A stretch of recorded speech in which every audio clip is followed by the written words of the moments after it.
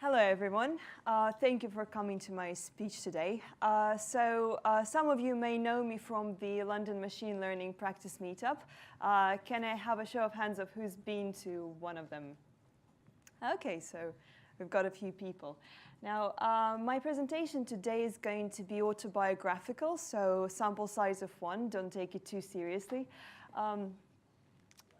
So who am I? I'm a data scientist with Nanotech Galaxy. We do machine learning algorithms to analyze radiological imagery. So we use machine learning to predict diagnosis that would have been done by a radiologist if he was looking at an X-ray, for example. So quite complicated stuff. Now, 6 months ago, I was a project manager for a development company. Now, one might think, how the hell did I get to become a data scientist from a project manager? Now, one caveat is that I'm actually a mathematician, so that helped a bit. But from the time I did my degree, I spent 2 years working in a completely non-technical industry with people who do not know how to format an Excel spreadsheet, let alone compile a machine learning model. So why did I hack? Why did I decide to do it so quickly? Why did I hack my career? Now, I had a bit of a falling out with the academia. When I was back at school, I've always been called the smart but lazy student. I've always done my assignments at the last moment. I've never been, well, I've been some of the teachers' pet, but not all of them, definitely. So when it got to university, it got worse. So I suddenly realized that, wait a minute, I don't actually, I'm not in love with what I'm doing. I'm not particularly excited about half of the subjects. I'm falling asleep at 10 a.m. even if I had 10 hours of sleep the night before. So even though I'm a big fan of maths and a big fan of science, I decided not to do a PhD when I graduated. I realized that I wasn't going to survive it. And as I'm seeing from a lot of my friends doing their PhDs, they're just barely surviving it themselves. So I decided to become a data scientist about a year ago when I watched a TED talk by Jeremy Howard, the CEO of Analytic, who are actually now our main competitors at the moment. And I was really inspired. I finally realized that my long-standing interest in the sciences and in neuroscience as well could be made into a career, which is AI research, machine learning. But how do I actually do that? When I started researching into degrees, I realized that, well, it's going to take me 1 year for a master's and 3 years for a PhD if I get the funding or if I get accepted. I quit my job November last year.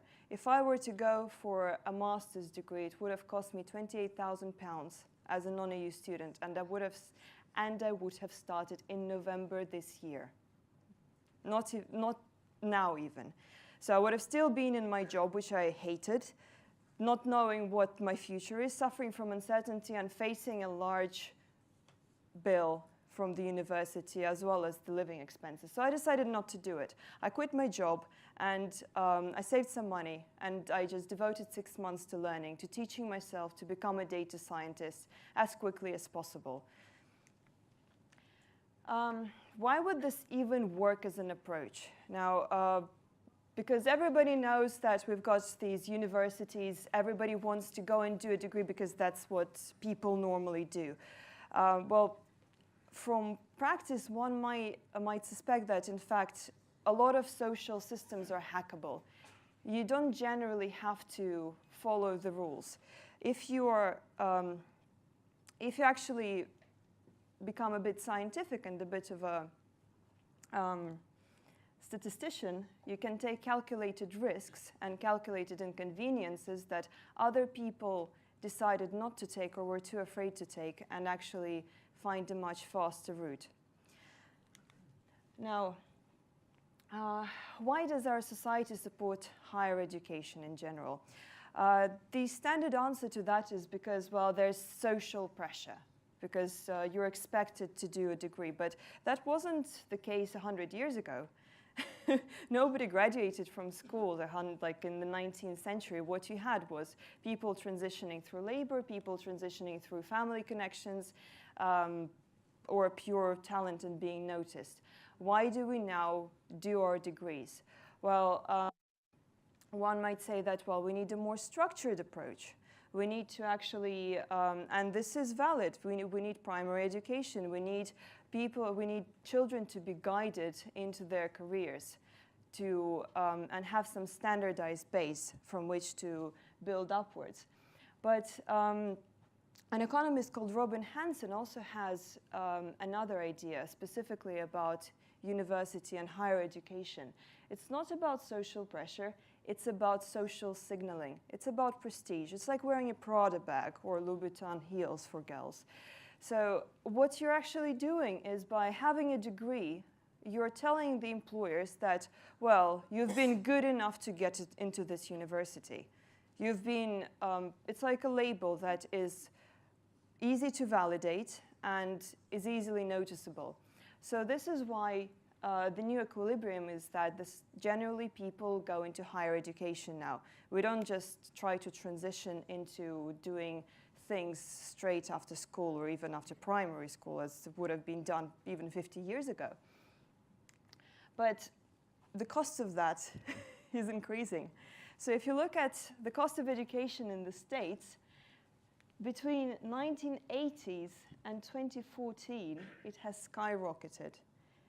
The average student is now facing an insurmountable debt if their family obviously isn't rich enough to pay for them. So this situation looks a bit like the tulip trade in Amsterdam. So the market got so much out of control. We've got a bubble here, quite obviously. And because we've got a bubble, clearly it's not a very good idea to buy into that. There must be another way. You're not in an absolute need of something. But let's say, what if, in fact, education gives you some value? What if it's not just about social signaling? Well, there is some evidence against that. There was two researchers called Schmidt and Hunter did a meta-analysis of the best predictors of success of an employee after interviews, as per employer. Now, the best predictors are obviously work sample tests. How well have you seen them do their job? IQ, because the higher the IQ, the faster a person would generally learn. Employment interviews, but just the structured ones. The unstructured ones are far way down the list. So if you have a standardized approach, if you asked everybody the same questions, you can weed out the people who are worse and pick out the people who are better. Job experience, number 14. The fact that you have 10 years of work experience doesn't say much about how good you're going to be at your job, even in your existing industry. And number 16, we've got years of education. It explains 10% of the variance in job performance. So really, if you have spent 5 years after university on PhDs and postdocs, it really doesn't say much about you in real terms. So even if you might get an easier time finding a job, you're not going to get an easier time keeping a job. And moreover, it doesn't guarantee that you're going to find a good job or a job that you're going to enjoy. This is something that's going to be controlled by other factors, like how intelligent you are, how persistent you are, how much have you practiced, 10,000 hours. Has anybody read Malcolm Gladwell's Outliers? There you go. So it's not about intelligence alone, it's not about practice alone, but the two together make a winning recipe, and they do not depend on where you went to uni. Obviously, the two are correlated, so if you've got persistence and intelligence, you would have gotten into a better uni, but maybe you just lucked out. Or maybe you gamed the school's educational system, which is very different from actual industry, And that allowed you to get good grades and get into a good university. But writing an essay a week to a predefined set of criteria isn't the same as putting software into production at a 2 weeks notice and you don't even know what it's going to be yet. So really, betting on education isn't a very good idea in general, assuming you know what you're doing, though. Ouch. So what did it mean for me? First of all, as I've already said, I didn't want to pay 28K on tuition fees alone. These are the real figures, by the way. This is how much Masters in Machine Learning and Statistics costs at UCL, and also a similar degree at Imperial. They all cost about £28,000, and they are also few and far between. If you want to go for a boot camp, there is one, i.e. private education, which is more practically oriented. There are a few, but there's, as far as I'm aware, there's only one decent course in London, and they take 20 people at a time, which is, which is the General Assembly course. If you've got a PhD, you might be able to go for science to data science or the ASI fellowship, but they do require a PhD, so an extra 3 years of work. Actually, because of the number of applicants who already hold those degrees, you will be at a disadvantage when applying for those when you only hold a bachelor's, like I do. Now, as I said, starting date. The cost of education is not just monetary. At the moment, there is no way within the UK educational system to advance your degree, to do it faster. You have to plow through the 3 years if you're doing a bachelor's. You can do a PhD faster, you can't do a master's faster. So if you actually want to minimize the cost and pay lower tuition fees, you're not allowed to do that because the admissions committee, the exam committee meets once a year, and they don't care that you want to get a job faster. So you don't get the flexibility. Your starting dates are later, and the industry is developing now. There is high demand now for data scientists. There may not be in 3 years' time. There might be a glut in 3 years' time. So purely from economical perspective, the cost of doing a degree is quite high. And obviously, there's also the question of getting funding for a PhD or getting a good advisor for a PhD. So not being forced to write on a topic that you don't care about and that maybe 2 people will read. And really doesn't guarantee improved career prospects. You might get a job, but you will be stuck in it for 10 years if you can't demonstrate your ability by things other than your degree. So, how do you actually go about it? First of all, things not to do. Hope that a university degree is a ticket to a rosy future. We've already seen that it's not. Expect to do it all on your own. So people might assume that, okay, since I decided not to go to university, I just became a lone wolf, sat down with a book and just read and read and read and coded and coded and coded, and here I am now. First of all, when you're starting, you don't know what you don't know. You need feedback. One thing that defines good education and good educational outcomes is how much feedback you get and how frequent it is. Students who sit a test before they even start reading the material and are graded on it will then learn the material better as being scored by a subsequent test compared to those who haven't had a test previously. So it's good to jump in at the deep end. It's good to understand what you do not know. It's good to go and do a hackathon, even if you're only a beginner, because then you will actually get glimpses of what professionals are doing. Universities do not tell you that. Moreover, they don't give you the state-of-the-art techniques until you get 3 years into your degree, into a PhD, when you're expected to gradually find it out on your own, sitting in an office, not talking to people. So don't expect to do it on your own. not just from the perspective of understanding things, but also from the side of time management. When you're on your own, it's very easy to procrastinate. If you're sitting reading a book, you get your favorite shows comes on, you're going to watch the show for 2 hours instead of reading the book. If you're sitting and reading the book with a friend, less likely so. If you're due to present on that book to a group of 200 people the following day, maybe even less likely. So a good thing about not doing things on your own is that you have social pressure. You've got social responsibility to stick to your goals.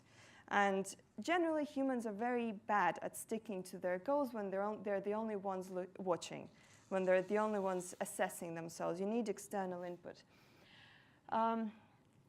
Not allow for a margin of error. You don't, when you're starting a software development project on a novel, like developing a completely new product, how many of you have actually managed to do it exactly on time as initially defined? How many did not? Raise your hands. There we go. So do not expect it to be the same when you're doing self-education. It's a complex project. You don't want to, when you make a first estimate, multiply it by 3 and expect it to take this long. Similarly, when you're pitching to an investor and they see your financial plan, they divide it by 3, because people tend to be very optimistic about how long it's going to take them to do something and how much they're going to procrastinate, or how little rather. Don't burn your bridges. If you're jumping into a risky project, into a risky venture, realize that it's risky. There's always certain odds of you failing. Don't completely burn your bridges. Don't completely kind of tell your boss to go away and leave you alone and you're never coming back. Make sure to stay friends and to get avenues to be able to come back into your old industry should you wish so, or should you need more time, or should you run out of money. Always have a plan B, because everything that you're doing, the fact that you're hacking through things, means that you're taking a riskier approach. It's a higher payoff, but it's also a higher risk. And the more, the higher the reward, usually the higher the risk. So you are likely to fail, and you will fail repeatedly until you finally succeed. And when you finally get to interviewing, don't hope that the employer can read your mind. So you've learned all of these things on your own, but that you don't have a degree. You need a way of still providing this social signaling so that other people know that you're competent. Now I'm going to go through these points. What did I do in the end? First of all, set a realistic time frame. I put aside a year for this project, equivalent to a master's degree. I knew I was going to be most likely able to do it faster, but I had enough money to sustain myself for a year. And this way, I knew I didn't have to rush. I knew I didn't have to despair when I failed repeatedly until I finally succeeded. Don't trust yourself with sticking to deadlines. I didn't sit and read a book on my own. I didn't go and do a Coursera course and hope that I knew everything. I signed up to as many meetups as I could before I started my own. Then I started my own. Now I'm responsible for giving a presentation to 200 people looking expectantly at me. And it's kind of embarrassing if I don't know what I'm talking about. So this gives me deadlines. I joined my classmates at UCL for a study group on a statistics textbook, which is, by the way, the main text for the machine learning masters at UCL. So if you create a structure around yourself, then you're able to replicate what a university would give you.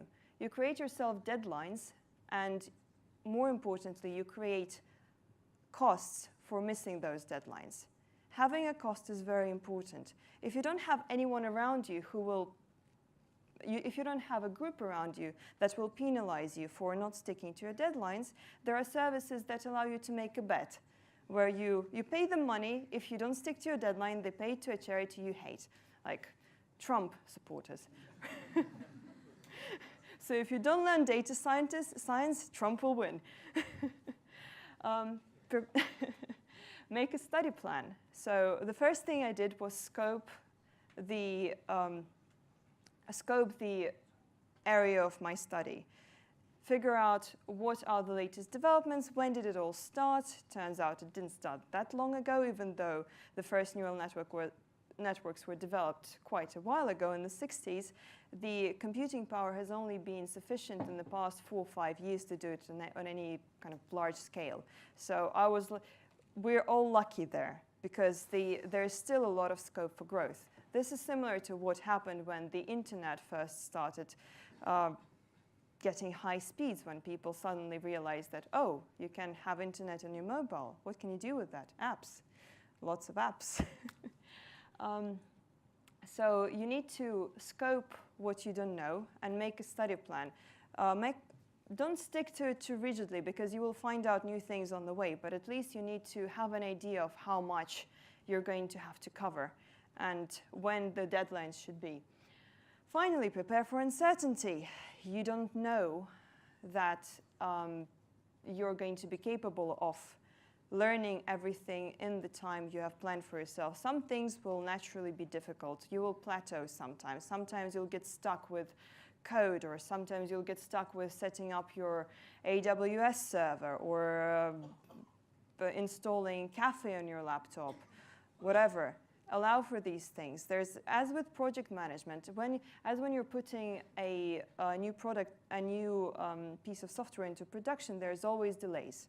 This is exactly the same. As a project manager, luckily, I've suffered more than my fair share of that, even though it was in another industry. So I knew all too well that I can't plan to do everything exactly on time. So I allowed for twice as much time as I was expecting to spend. Willpower. Self-study requires willpower and being organized. Willpower is a limited resource. We are often told that, okay, you just need to try harder. Well, yes, you can try harder, but for a limited amount of time. You can't just go and sprint for 3 hours straight, because your body is going to run out of energy, your muscle is going to run out of oxygen, it's going to stop working. Your body will refuse to keep on going and doing this. So your brain is exactly the same. You're not going to be able to exercise willpower to unlimited lengths. So you need to be able to measure how much you have and how much you can realistically spend per day exercising it.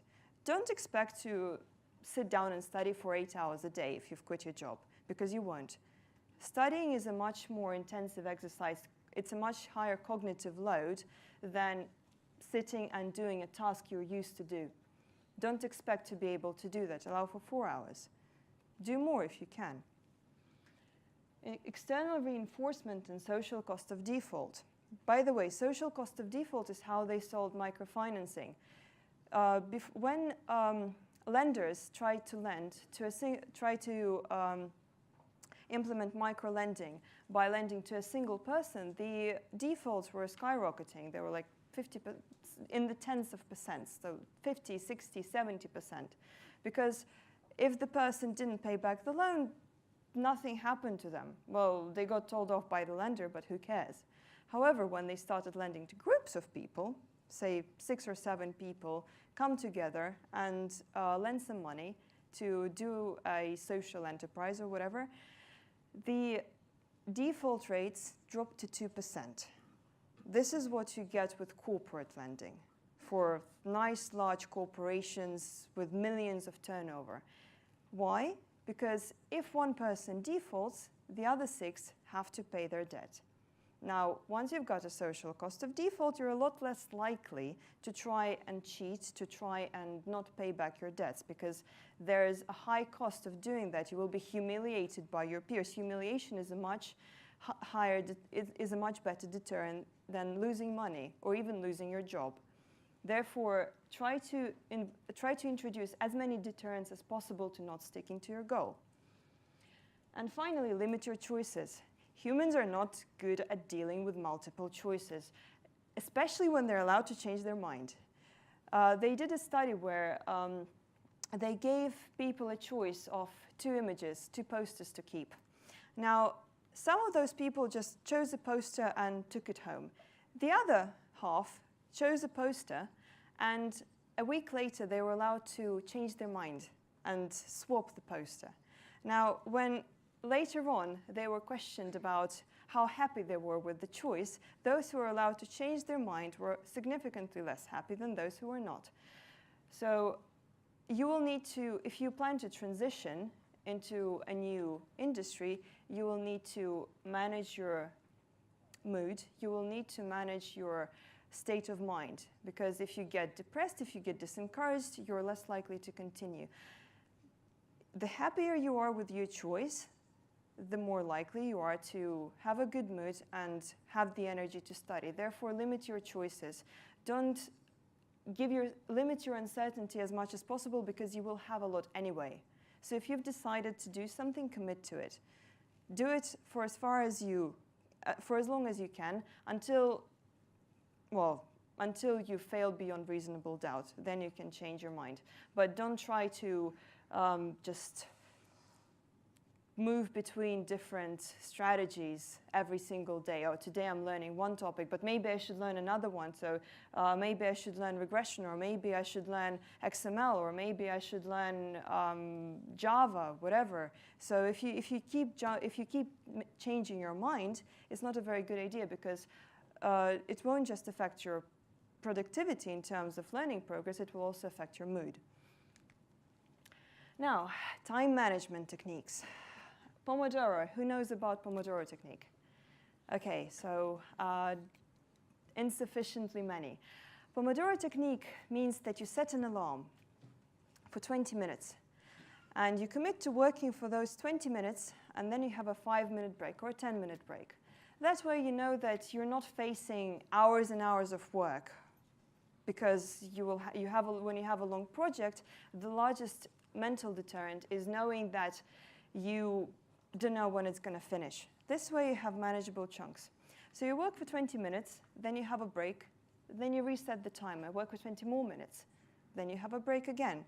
So one thing that it does, it prevents overworking. During the break you get to stretch, you get to stand up, and you must obey by the rules. You can't overwork, you can't work for 30 minutes instead, you must stick by 20 minutes.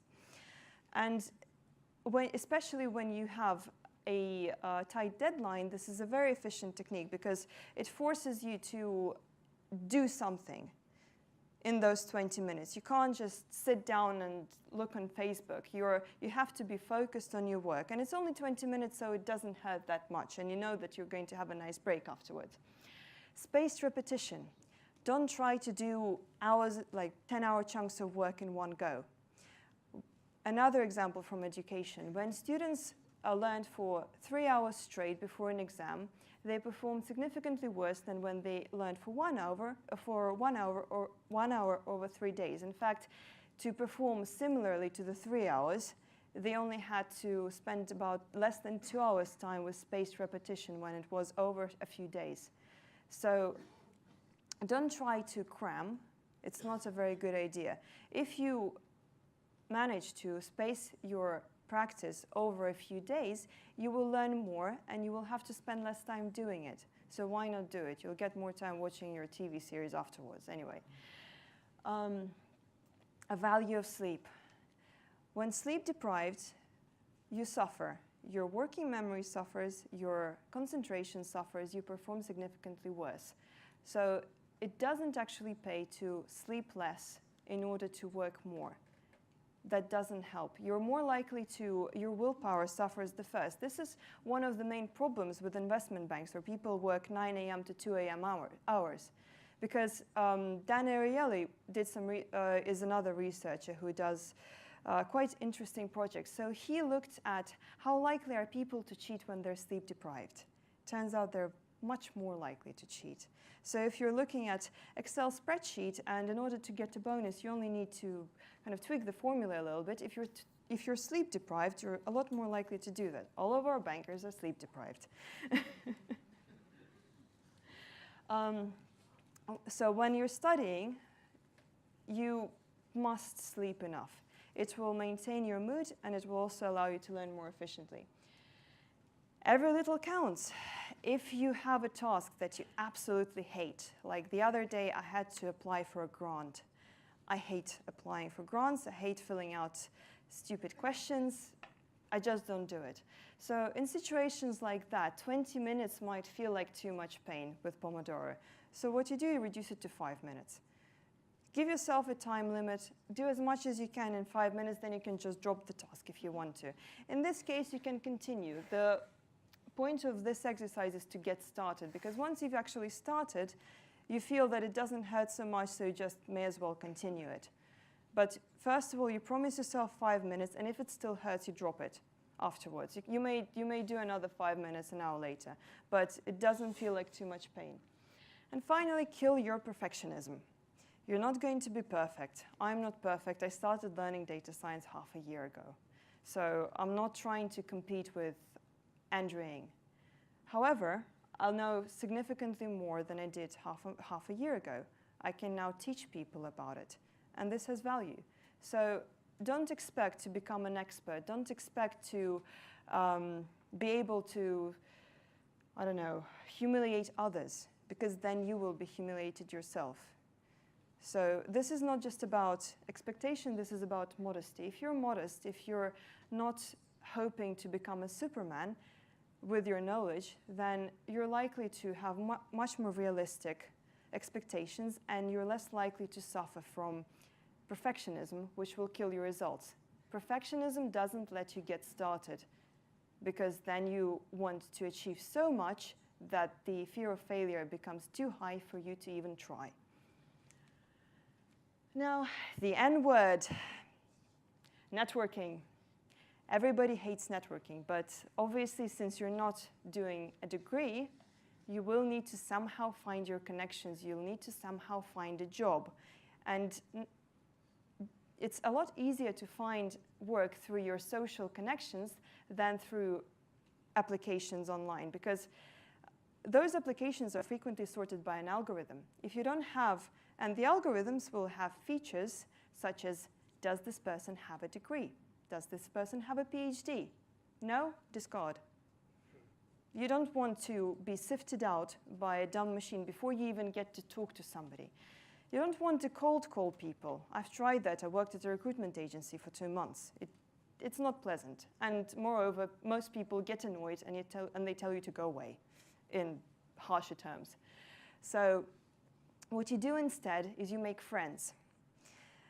Now, to a lot of people, and we're nerds, by the way, so we're introverts.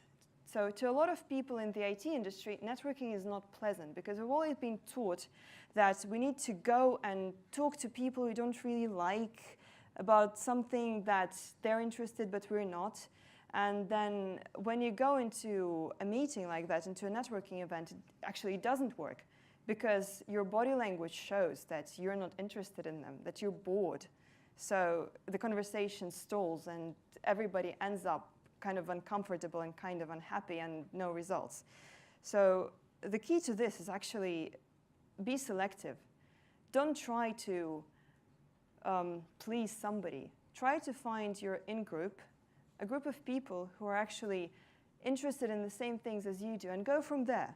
Because you don't have to start big. Obviously, don't go to Comic-Con and expect to find a job there unless you are, you know, a professional cosplayer. But try to find the group that belongs to, that is related to your industry, to data science in my case, and go there and make friends. Go to events that you're genuinely interested in and express your opinions. Raise your hand, pester the presenter, because then you are noticed.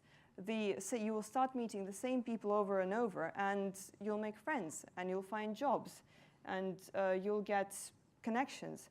So this is what I did. I signed up to a lot of meetups and went to every single one of them. And I was I didn't like all of them, but I liked enough to make connections and to meet people and to find people who I could learn from, who are practicing data scientists, who I asked about, oh, how do I build a boosted tree? I didn't know that at the time, but they told me. And all you have to do in this case is ask, because if you're in the right group of people, you get the right kind of support.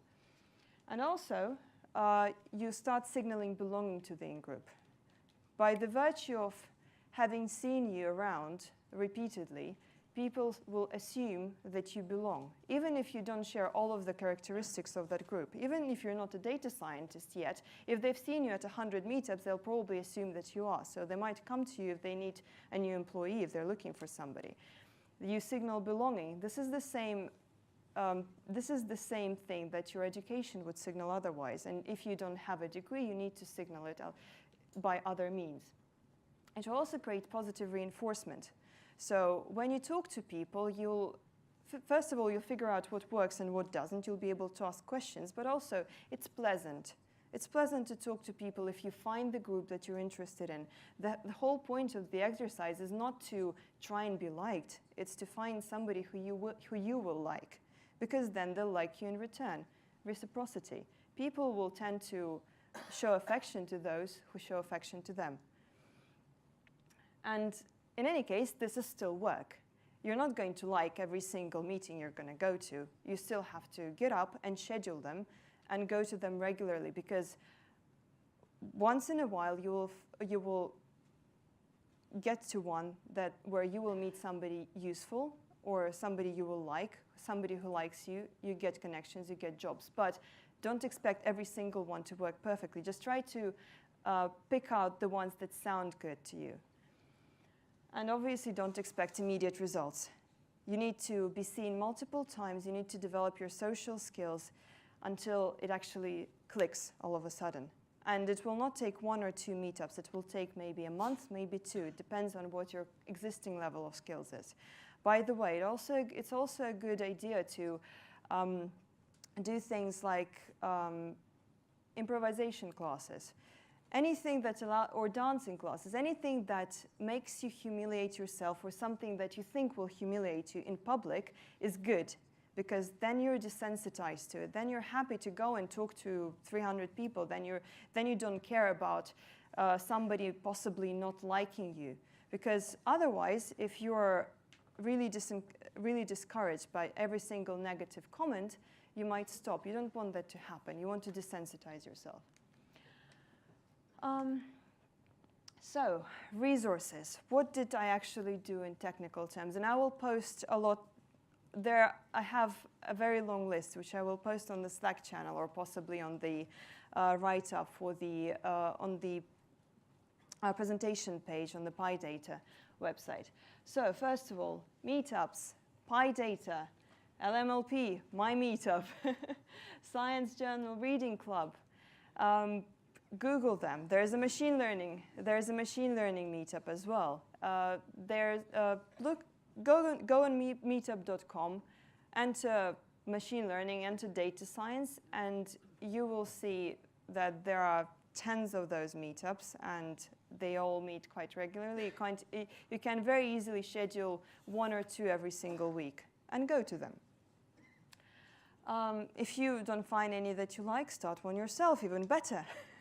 I started my meetup 2 months ago. Now there's just under 800 members. So I get to talk to a lot of people. I get to pester people who visit my meetup if I have any questions. Kaggle and hackathons. As soon as you have the most basic knowledge, like for example, I personally started with Andrew Ng's Coursera course on machine learning. And I spent a month on that, and then the first thing I did afterwards was do a Kaggle competition. It was the Prudential competition, and at the point when I was starting it, I didn't know R at all. So I had to learn R. I did it by looking at what other people submitted in their code, understanding how it works, debugging it, getting it to run on my computer. Then when the code got too slow to run on my computer, setting up a Google Cloud server, Google Cloud virtual machine to run it for me. This is all learning. This is all things that you're going to have to do as a practicing data scientist. And don't be discouraged if you don't know something. If you don't know, Google it, copy somebody else's work, see how it works. Because textbooks will not contain all of the advice. Machine learning packages don't have very good documentation frequently, as you may probably know by looking at them yourself.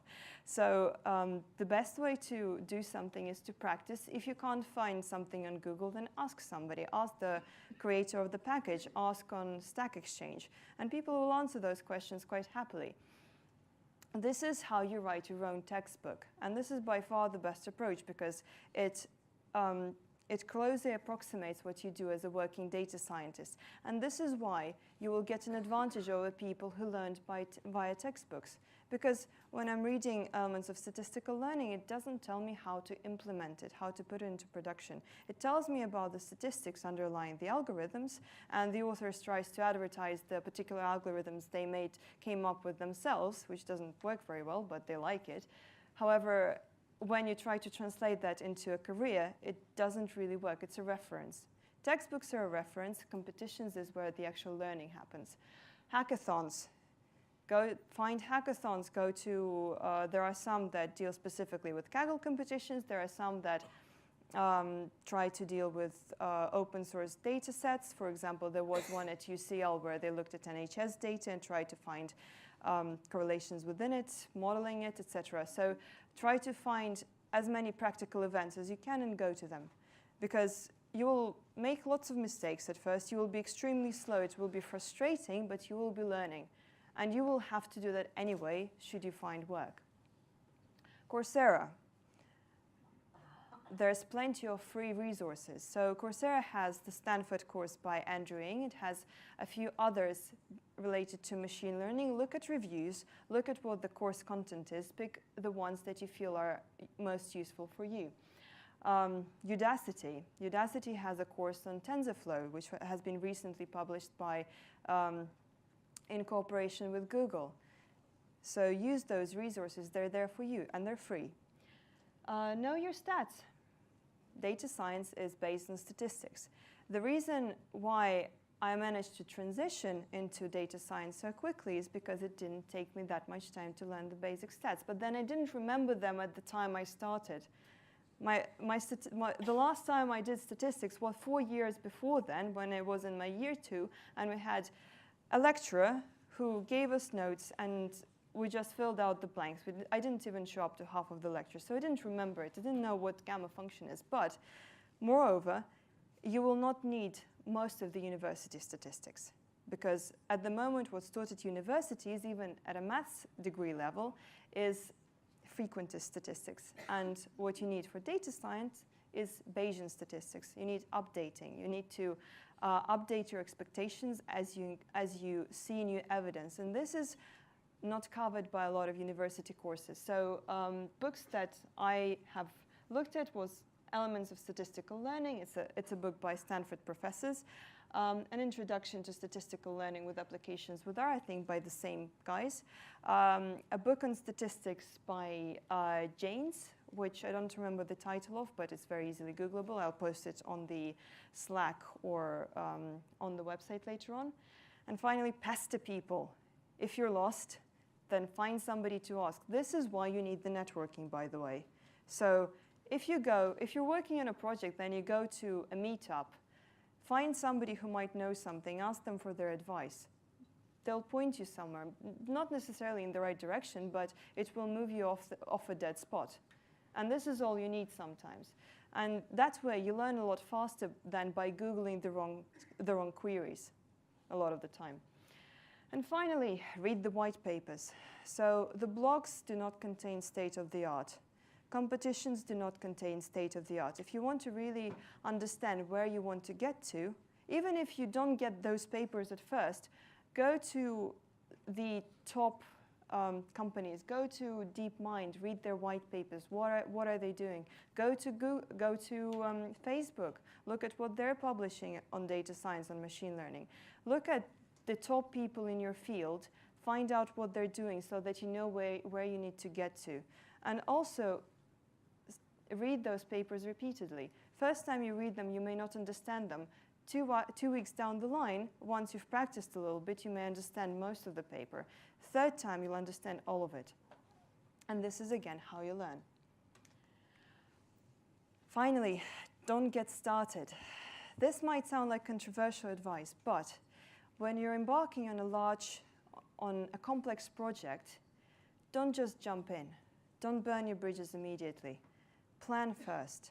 If you're a project manager who has to, I don't know, build an Eiffel Tower, are they going to decide, okay, we're starting tomorrow. I don't know where I'm going to get the steel from. I don't know where I'm going to get the builders from, where I'm going to get the machinery from. I'm going to start tomorrow, and I know the budget already. I haven't asked anyone. Don't do that. So it took me about a year of planning before I actually, well, slightly less than a year, but about 9 months of planning before I actually left my job. And I felt I was ready to embark on this. So make sure you know where you're actually aiming. This is the key that allows you to get there fast, because then you have the exact metrics by which to assess your learning. The same as you would assess a learning algorithm, you need to have a loss function, you need to have a cost function. How do you know? Because if you don't know where you're going, you don't know how far you've gone either. And yes, you need the right questions. Where are you going? So, question time.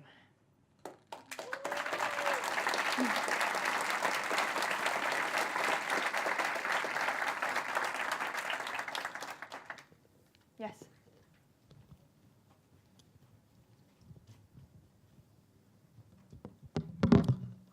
Hi, that was Hi. great. Thank you. How would you suggest people in industry design interviews in order to pick out the really good data scientists, since you've put a lot of thought into thinking about the different routes to get there? This is actually an avenue I considered myself as a career, developing algorithms for. So this is the answer. Apply data science to it, because you do not know. Look at pools of your candidates. Pick out the ones that actually performed well. Run some linear regression on it. See which characteristics stand out. Because one thing you are constantly reminded of when you're doing data science is do not make assumptions. And what is generally made by people doing interviews is assumptions. Okay, we're assuming that if he has a PhD, he's going to be good. We're assuming that if he smiles a lot and looks generally pleasant, that he's going to be a good employee and not a skilled sociopath. So, so don't expect that what's on the face value is going to allow you to determine what's actually underneath. But if you look at one of the first slides, you can look at this paper. So work sample tests. Make sure to get a practical question into your interview. See how the person does it, how they approach it. Even if they take it home, get them to talk through it. This will show you how they work, as simply as that. If you don't expect them to know how to work yet, look at their IQ. Look at how other people talk about them. Ask them a question and see how they approach answering it. So, but more importantly, employment interviews have to be structured. So if you read all of this paper, then you will see that unstructured interviews are significantly lower because they do not gather the same kind of information about every single applicant. So if you don't know what you're comparing on, you're not able to compare. Therefore, you just get biased by whether the interviewer was in a good mood on the day, kind of thing. But it will all be industry dependent. So the best, and even company dependent. So the best approach is to look at your own pool of applicants and successful employees and what is similar between those. Thank you.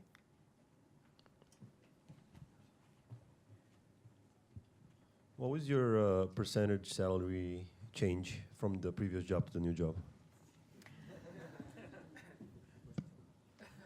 Okay, so I work for a startup. At the moment, I'm not being paid a salary. However, as of the day before yesterday, we got $250,000 in funding and another $250,000 coming up. My terms mean that I start at 50% of my market value, which means the same salary as I had before I quit. And that will increase. You have equity in the company? Sorry? You have equity in the startup? Yes. Yes, so I have a vesting agreement. I hold the equity, but I also take lower salary because of that. But I am starting at the same level as I could. Generally, they did research. People who go into entrepreneurial avenues and who don't actually just try to freelance, who are involved either in a startup or in their own business, end up gaining about, on average, 30% compared to their corporate salary. So if you quit and if you did well in your old job, you tend to do better in your new job. However, if you quit because you just don't want a boss and you want to work from home and for 4 hours a day, then most likely you will lose in salary because this is a different type of self-employed person.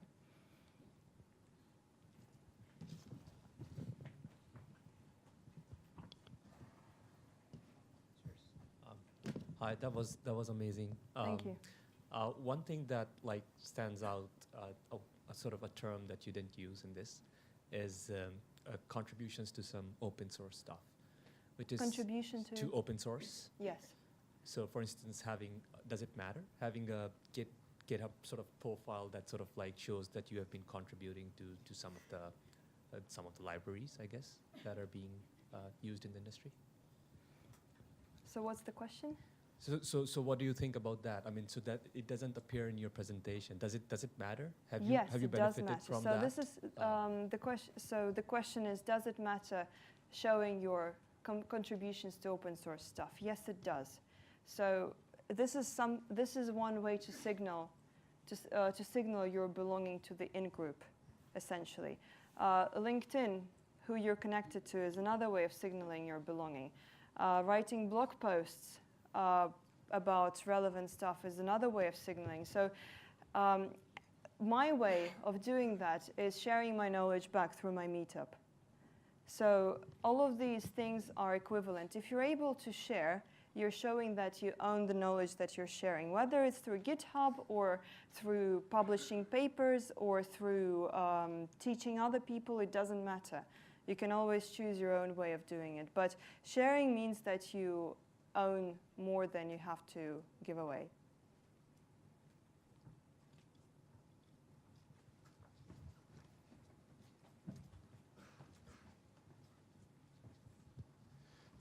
So how important were mentors for you on your journey? Did you have had people that supported you? How important were my mentors? Yes, a lot of people were supporting me, but I had to find those people myself. I didn't start with a support group. I started, obviously, my partner was all for it. He was cheering me up, but he's not a data scientist. He's a filmmaker. Who? So I didn't understand who supported you. I said my boyfriend, my partner. So I got obviously support from my family and friends, but I didn't get any technical support until I found it. And I didn't have any people from the outset who I could ask all of my questions to. That's why I started socializing. Eventually, this is through pestering people is how I got my job, and this is how I got my fellowship to do AI research in the States this summer. So and the reason I got my fellowship is because I wrote a comment on Luke Milhauser's blog post where he asked people interested in AI safety research to delurk and to show themselves. So I did, and then they sent me an invitation for the fellowship application. So I applied, and so I got in. So if you don't ask, you don't get. Yeah, thanks. Final question. Yeah, I'm sorry if the final question sounds a bit off topic, but I can't help but come back to the theory by which education is a way of signaling, which is a theory, but it's certainly not how education was invented in some sense. Yes. And that's probably the first time in my life I see a presentation about a job which has science in its name and which passion is not mentioned at all, which doesn't explain why I spent 3 years of my PhD with a low salary, with not many more job opportunities, maybe because of my choices, and I would do it again and again. So could you repeat your question, please? Passion doesn't play any role in doing this kind of work. Yes, of course, passion plays a role in doing PhDs. And those PhDs who apply and do their PhDs because they're passionate about their subject and have researched the supervisors and have picked the supervisors who they like and are doing the subject they're genuinely interested in, those ones succeed. But that's not the majority, I'm afraid. Most people who apply for PhDs do it as a continuation of their undergrad. They do it because it's expected. And if you do something, if you go into a 3-year project not knowing what you want to do and ending up doing something you're completely not interested in, you're not going to gain much value out of that because, well, you won't have an incentive to dig in deeper to become a true expert in the subject. I'm not discouraging people from doing PhDs. What I'm saying is that know what you're actually doing. And unfortunately, there aren't that many PhDs available in the field of machine learning with genuinely interesting subjects where you are able to contribute. Those are few and far between, and you need funding for those. So, yes. Thank you. There are PhDs that like what they do and they're Yes, exactly. enthusiastic and in machine learning. So Yes. let's not generalize because for us PhDs that are in the field and know other people through networking that you mentioned, it's Well, as I said, those who are doing it because they're passionate about the subject succeed. Those who are doing it because they think they should be doing it do not. That's the main. I'm not discrediting PhD as a concept. I'm discrediting the approach. Please thank Tetiana for showing us this one many parts. Thank you. Thank you.